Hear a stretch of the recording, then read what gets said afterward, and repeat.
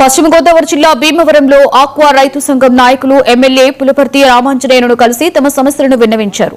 Feed ధరలు, రొయ్యల ధరల పతనం, విద్యుత్ సబ్సిడీ, వ్యాపారుల సిండికేట్ అంశాలను ప్రభుత్వం దృష్టికి తీసుకువెళ్లాలని కోరారు.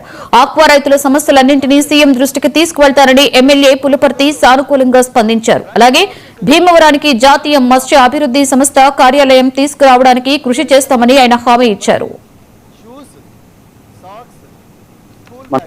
ఆంధ్ర రాష్ట్రం ఆక్వా రంగంలో ఎంతో అభివృద్ధి చెందింది. అభివృద్ధి చెందుతున్న ఈ ఆక్వా రంగానికి భీమవరం ఆక్వా హబ్ గా తయారైంది. మన రాష్ట్రానికి ఎన్ఎఫ్డిబి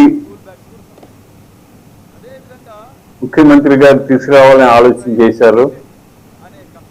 అది ఆక్వా సెంటర్ ఆంధ్ర రాష్ట్రానికి భీమవరం సెంటర్ అవుతుంది కాబట్టి భీమవరంలో ఏర్పాటు చేసినట్లయితే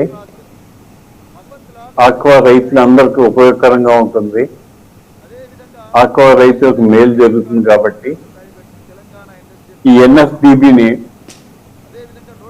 భీమవరం తీసుకురావాలని చెప్పి ముఖ్యమంత్రి గారిని కోరుతున్నాను. దీనికి ఇక్కడ రావడానికి కావాల్సిన అన్ని మౌలిక సదుపాయాలు, స్థల సేకరణ ఏర్పాట్లు అన్నీ కూడా మా నియోజకవర్గం నుంచి నేను చేయటానికి సిద్ధం.